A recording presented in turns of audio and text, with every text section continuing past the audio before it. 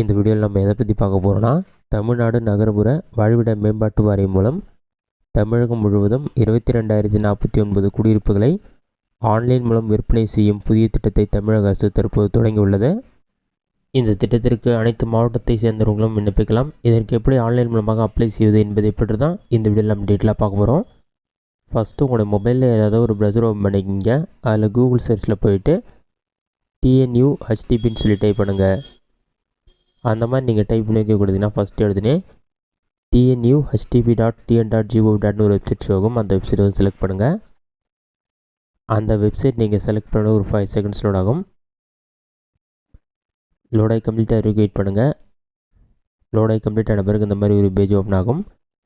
தமிழ்நாடு நகர்ப்புற வாழ்விட மேம்பாட்டு வாரியம் சொல்லி கொடுத்துருப்பாங்க. பாட்டமில் ஸ்க்ரோல் பண்ணிங்கன்னா உங்களுக்கு நிறைய ஆப்ஷன் கொடுத்துருப்பாங்க. இதிலே பார்த்தீங்கன்னா நம்ம குடியிருப்புன்னு ஒரு ஆப்ஷன் கொடுத்துருப்பாங்க. அந்த ஆப்ஷன் வந்து செலக்ட் பண்ணுங்கள். அதை நீங்கள் செலக்ட் பண்ணிட்டு நம்ம குடியிருப்புன்னு இருக்கும். அதற்கு கீழே வீடு வேண்டி விண்ணப்பம்னு சொல்லி ஒரு ஆப்ஷன் கொடுத்துருப்பாங்க. அந்த ஆப்ஷன் வந்து செலக்ட் பண்ணுங்கள். அதை நீங்கள் செலக்ட் பண்ணிங்கன்னா ஒரு 5 செகண்ட்ஸ் லோட் ஆகும்.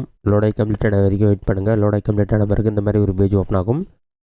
இதிலே விண்ணப்ப படிவுன்னு சொல்லி கொடுத்துருப்பாங்க. அதற்கு டிஸ்ட்ரிக்டோட name, city name, scheme name எல்லாமே கொடுத்துருப்பாங்க. நீங்கள் எந்த டிஸ்ட்ரிக்கோ அதற்கு நேராக ரைட் சைடில் ஸ்க்ரோல் பண்ணிங்கன்னா அப்ளை அட்ரஸ் டீட்டெயில்ஸ் இருக்கும். அதுக்கு பக்கத்தில் ஆக்டிவிட்டின்னு சொல்லி அப்ளைன்னு சொல்லி உங்களுக்கு ப்ளூ கலரில் கொடுத்துருப்பாங்க.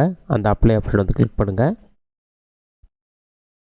இதில் உங்கள் டிஸ்ட்ரிக் நேம் எந்த ஊர் எல்லா டீட்டெயில்ஸுமே செக் பண்ணிவிட்டு அப்ளை ஆப்ஷனை கிளிக் பண்ணிங்கன்னா சில டேர்ம்ஸ் அண்ட் கண்டிஷனாக இருக்கும். நிபந்தனைகள்னு சொல்லி கொடுத்துட்டு இப்போ நான் சென்னை செலக்ட் பண்ணதால் சென்னை மாநகரத்தில் அமைந்துள்ள குடிசை பகுதிகளில் வசிப்பவர்கள் மட்டுமே இதற்கு விண்ணப்பிக்கணும்னு சொல்லியிருக்காங்க. அப்பகுதியில் வசித்து வரும் குடிசைவாசிகளுக்கும் பொருளாதாரத்தில் நலிவுற்ற பிரிவினருக்கும் தமிழ் நகர்ப்புற வாழ்விட மேம்பாட்டு வாரியத்தால் சுகாதார வசதியுடன் கூடிய அடுக்குமாடி குடியிருப்புகள் கட்டி ஒதுக்கீடு செய்யப்பட்டு வருகிறது சொல்கிறாங்க. அடுத்த பாயிண்ட் பார்த்தீங்கன்னா, வாரிய குடியிருப்புகளில் ஒதுக்கீடு பெற அரசாணை எண் 10 வீட்டு வசதி மற்றும் நகர்ப்புற வளர்ச்சி நாள் 25/1/2022 கீழ் கண்ட தகுதிகள் நிர்ணயம் செய்யப்பட்டதுன்னு சொல்லிட்டு என்னென்ன தகுதிகள் சொல்லி கொடுத்துருக்காங்க. பொருளாதாரத்தில் நலிவுற்ற பிரிவினர் என்பதை உறுதி செய்ய குடும்பத்துடைய ஆண்டு வருமானம் 3 லட்சத்திற்கு குறைவாக இருக்க வேண்டும். அதற்கு வருமான சான்றும் சமர்ப்பிக்க வேண்டும் சொல்லியிருக்காங்க. குடும்ப உறுப்பினர்கள் எவருக்கும் தங்களது பெயரில் குடியிருப்பு மற்றும் மனைகள் இருக்கக்கூடாது. இதற்கான உறுதிமொழி பத்திரம் சமர்ப்பிக்க வேண்டும். குடிசை பகுதி ஆட்சேபனை உள்ள அரசு புறம்போக்கு நிலங்களான நீர்நிலை, காப்பு காடுகள், அபாயகரமான பகுதிகளான வெள்ள சேத பகுதிகள், கடலோர பகுதிகளில் வசிப்போர் இதற்கு விண்ணப்பிக்கலாம்னு சொல்லியிருக்காங்க. சாலையோர பகுதிகளில் இருப்பவர் விண்ணப்பிக்கலாம். அதெல்லாம் செக் பண்ணிவிட்டு டேர்ம்ஸ் அண்ட் கண்டிஷனை டிக் பண்ணிவிட்டு டாப்லேயே உங்களோட மொபைல் நம்பர் என்டர் பண்ணிவிட்டு சமர்ப்பிக்கின்ற ஆப்ஷன் வந்து கிளிக் பண்ணுங்கள். சமர்ப்பிக்க கொடுத்தோடனே உங்களோட மொபைல் நம்பருக்கு ஓடிபி வரும். அந்த ஓடிபி நம்பரை பார்த்து கரெக்டாக என்டர் பண்ணுங்கள். 6 நம்பர் கொண்ட ஓடிபி வரும். அந்த ஓடிபியை பார்த்து என்டர் பண்ணிவிட்டு சமர்ப்பிக்கின்ற ஆப்ஷன் வந்து கிளிக் பண்ணுங்கள்.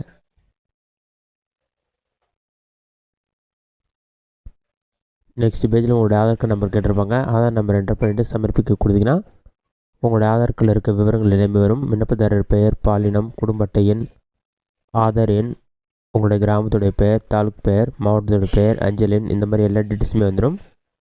நீங்கள் ஜஸ்ட்டு பாட்டமில் மட்டும் ஸ்க்ரோல் பண்ணுங்கள்.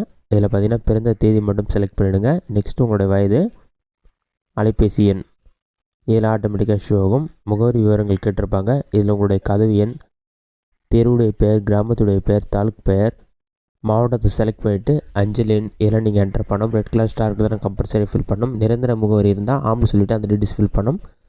நிரந்தர முகவரி இல்லைனா இல்லைன்ற ஆப்ஷன் வந்து கிளிக் பண்ணிக்கோங்க.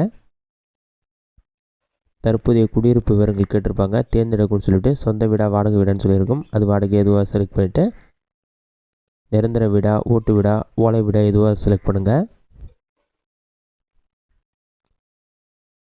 சமையலறை இல்லாமல் எத்தனை அறைகள் உங்களுடைய வீட்டில் இருக்குன்னு சொல்லிவிட்டு அதையும் செலக்ட் பண்ணுங்கள். நெக்ஸ்ட் வங்கி விவரங்கள் கேட்டிருப்பாங்க. உங்களுடைய வங்கி கணக்கு எண், வங்கியின் பெயர், வங்கி கிளை பெயர், ஐபிசி கோடையெல்லாம் என்டர் பண்ணிக்கோங்க. மற்ற தகவல்னு சொல்லிவிட்டு மதம் கேட்டிருப்பாங்க. இந்துவா, முஸ்லீம் எதுவாக செலக்ட் பண்ணுங்கள். நெக்ஸ்ட்டு சமுதாயம் பொது பிரிவினராக, மிகவும் பிற்படுத்தப்பட்டவரா எதுவாக செலக்ட் பண்ணிவிட்டு நீங்கள் எவ்வளோ வருஷமாக உங்களுடைய வீட்டில் நீங்கள் வச்சுட்டு வரீங்க அந்த இடத்துல சொல்லி கேட்டிருப்பாங்க. அதை என்டர் பண்ணிங்க. திருமணமானவரா ஆகாதவரன்னு செலக்ட் பண்ணிவிட்டு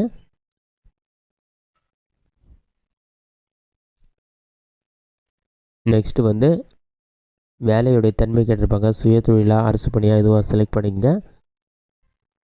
அடுத்ததாக குடும்பத்துடைய சராசரி மாத வருமானம். நெக்ஸ்ட்டு குடும்பத்தில் யாராவது வருமான வரி செலுத்துகிறாங்கன்னு கேட்டிருப்பாங்க. ஆம்னா ஆம், இல்லைனா இல்லை கொடுங்க. நெக்ஸ்ட்டு சொந்த வீடு இந்தியாவில் இருக்கான்னு சொல்லி கேட்டிருப்பாங்க. சொந்த வீடு இருந்தால் ஆம் கொடுங்க, இல்லைனா இல்லை கொடுங்க. நெக்ஸ்ட்டு ஸ்பெஷல் கேட்டகரி மாதிரி வரும். இதில் நீங்கள் மாற்றுத்திறனாளின்னு கேட்டிருப்பாங்க. மாற்றுத்திறனாளியாக இருந்தால் அதற்கான சான்று தேவைப்படும்.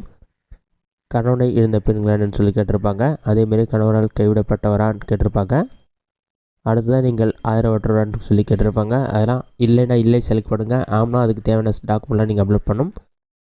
அடுத்து உங்களுடைய குடும்ப உறுப்பினர்கள் விவரங்கள் வரும். உங்களோட ரேஷன் கார்டு வச்சு அதில் இருக்க டீட்டெயில்ஸ்லாம் ஷோ ஆகும். உங்களோட ஆதார் கார்டு கூட ரேஷன் கார்டு லிங்க் இருந்தால் அது மூலமாகவே குடும்ப உறுப்பினர்கள் டீட்டெயில்ஸ்லாம் வரும். இதில் வந்து நீங்கள் அவங்களுடைய வயது ஆதார் எண் மட்டும் என்டர் பண்ணோம். மற்ற டீட்டெயில்ஸ்லாம் வந்து ஆட்டோமேட்டிக்காக ஃபில் ஆகி தான் இருக்கும். நெக்ஸ்ட்டு நீங்கள் அப்லோட் பண்ண வேண்டிய டாக்குமெண்ட் வந்து விண்ணப்பதாரருடைய புகைப்படம், குடும்பத் தலைவருடைய புகைப்படம், குடும்பத் தலைவியின் புகைப்படம், குடும்பத் தலைவருடைய ஆதார் அட்டை, குடும்பத் தலைவியின் ஆதார் அட்டை, தலைவருடைய ஆதார் அட்டை இரண்டு இங்கே ஸ்கேன் பண்ணி அப்லோட் பண்ணோம். பிடிஎஃப் ஃபார்மெட்டு தான் இருக்கணும். 2 எம்பிக்குள்ளே தான் இருக்கணும்.